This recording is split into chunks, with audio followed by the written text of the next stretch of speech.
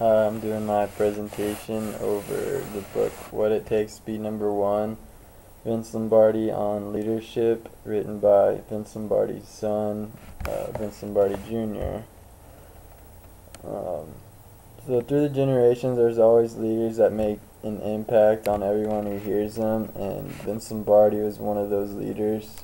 Everyone that heard his famous speeches were mesmerized and influenced to be better at what they're doing. Uh, Vince Lombardi wrote this book to inform readers of the leader his father was and the aspects of his father that made him a leader. Vince Lombardi was made famous by his days at Green Bay, where he won 5 out of 7 league championships and 2 Super Bowls. So he actually never had a losing season there. So that's very impressive, and that's what he's mainly known for.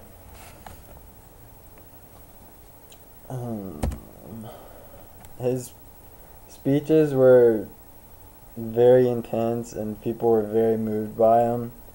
And this book discusses the road Vince Lombardi takes to being one of the best coaches, not only in football but sports in general. Coach Lombardi went to school at Fordham University and then got an assistant coaching job at St. Cecilia. After that, he went back to Fordham to have an assistant coaching job, and then finally got to the professional level when he started coaching for the New York Giants.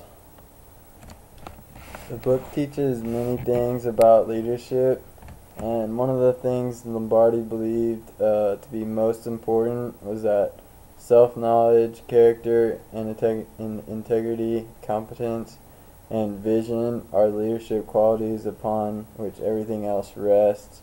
So he basically meant that before you're going to be a leader, you have to know in and out yourself and your character and integrity, competence and vision.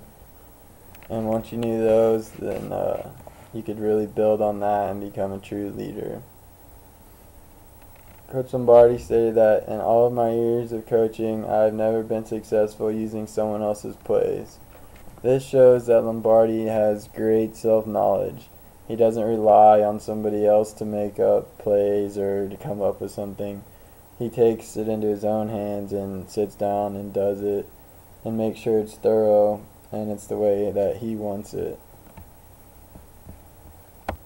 Coach Lombardi also had very strong views on motivating a team to do extraordinary performances. This was one of the coach's strongest abilities. When he came to the Packers, they were a 1-10 team, and they weren't very good at all. They were last place, barely won a game, and then through his coaching, they became one of the strongest teams in the league, winning 5 out of 7 years, 2 Super Bowls, and no losing seasons. So, I mean, this shows that he really does believe in being able to motivate a team to exceed their normal abilities. To do this, Lombardi said a leader has to offer people meaning, keep enormous pressure on, motivate the group, counter expectations, motivate the individual, win respect, and affection may follow, motivate by inches, and finally go where wisdom is. When Lombardi says you have to win respect and affection may follow, he's saying that you have to win in order to stay in your position. If a coach isn't winning, then the coach is going to get fired, and the same with the players, they're going to get released. So he's saying that you have to earn respect by winning, and then by earning that respect, then you'll earn the affection as well. This book gave great examples of leadership, and it confirmed what I've learned in this class so far. The main similarity from the class and the book is that both have taught me that leaders are made and not born. That was one of Lombardi's big strong points, is that you have to build up to be a leader. You're not just born a leader. Lombardi wanted to win, and he did everything in his power to win. He never crossed the line and became a dictatorial leader, though. He valued what people had to say as long as they weren't wasting his time and just making invalid points. And this book makes it easy to understand the rules that Lombardi goes by to make leaders out of his players and to be a leader. I would recommend this book to anyone who's trying to gain leadership skills or to get a background on how good leaders can change programs. I chose to read this book because I love football and I've heard about Lombardi, but I didn't really know like what he had done in the football world really. I just heard his name a lot and I knew he was a great leader. Unfortunately, Lombardi died in 1970, and he died of colon cancer, and it was pretty shocking to everybody. I mean, there wasn't really any signs until it was too late already. So,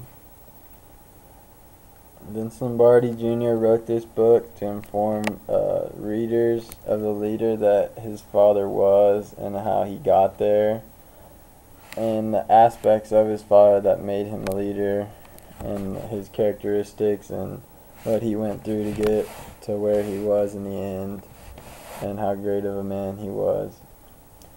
After reading the book, I learned that character is a direct result of mental attitude, and you can't copy someone else's particular qualifications and attributes. You have to develop your own character, and that's according to your own personality. So, I mean, everybody's different, so obviously you're not going to have two leaders that are the same. You have to grow to be a leader, and how you were raised and brought up will mold you into that leader. Alright, that is my presentation. Thank you very much.